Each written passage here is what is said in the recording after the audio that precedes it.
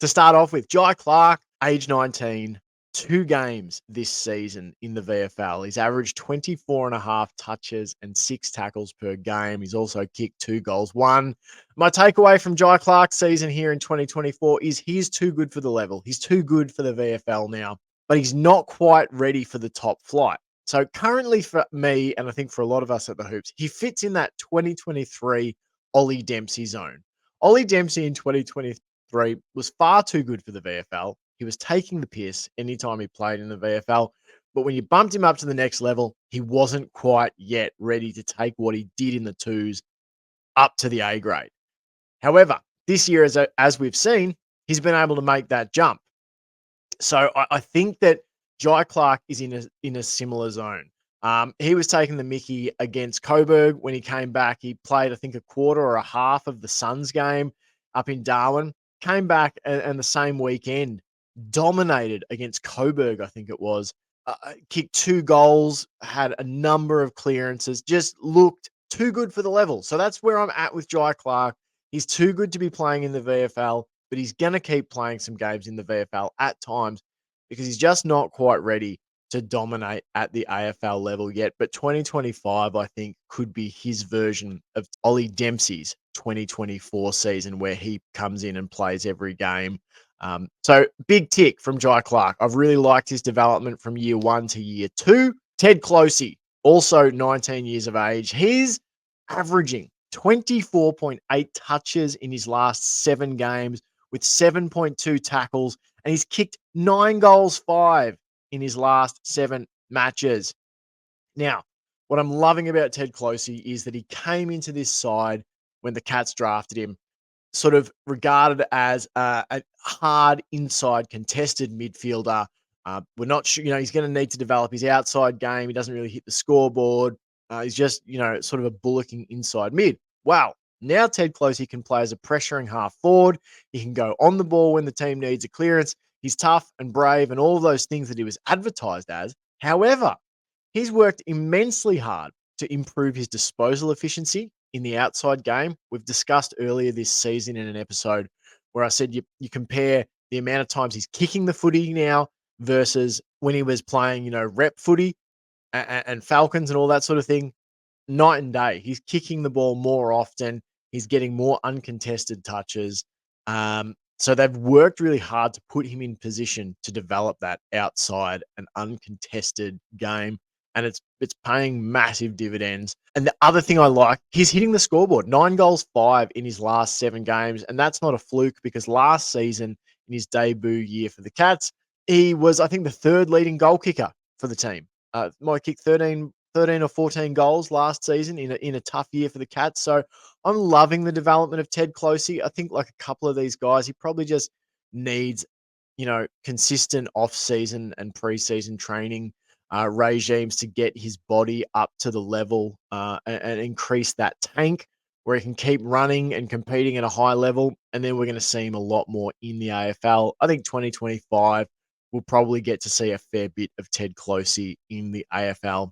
He continues to improve. The fact that he's racking up nearly 25 touches a game across his last, nearly 2 months and still maintaining the pressure and still hitting the scoreboard, just great signs for a player that I think is very, very exciting.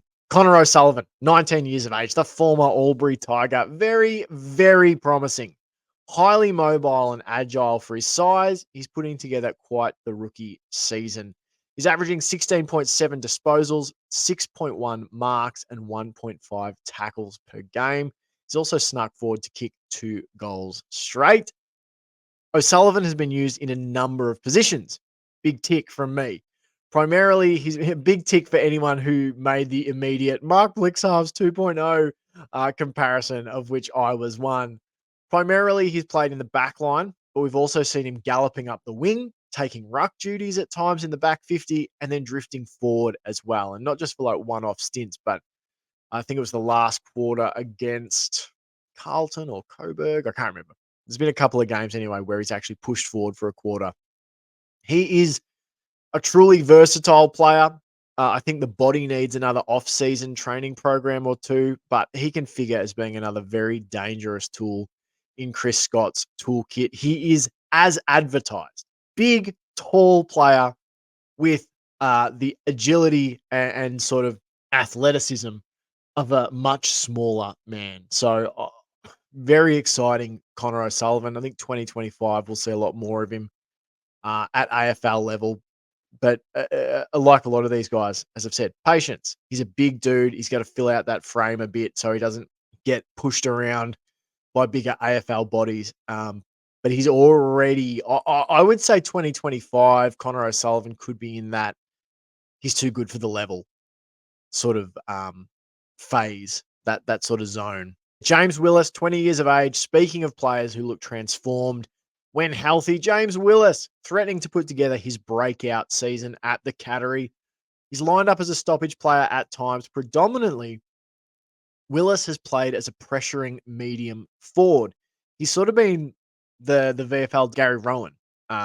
He's averaged 11.7 disposals per game, has kicked 8 goals.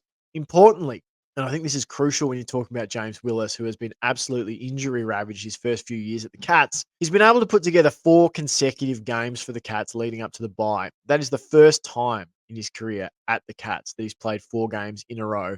And in those games, he's averaged 13 and a half touches, taken 2.5 marks, and laid 3.3 tackles while booting 6 goals, 6. So he's averaging a goal and a half a game in his last 4 matches. As I mentioned above, I think he could be a Gary Rowan replacement type, medium forward who can lead and contest for marks. He can chase and tackle and also come up with a crucial couple of goals. I like his explosivity.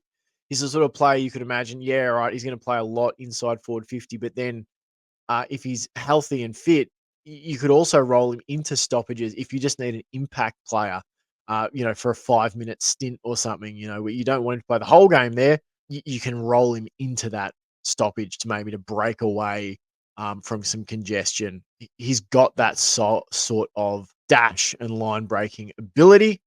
And I've really enjoyed watching him play this season. I think he's one that could be in line for a debut this year, depending on the health of those ahead of him in the forward line.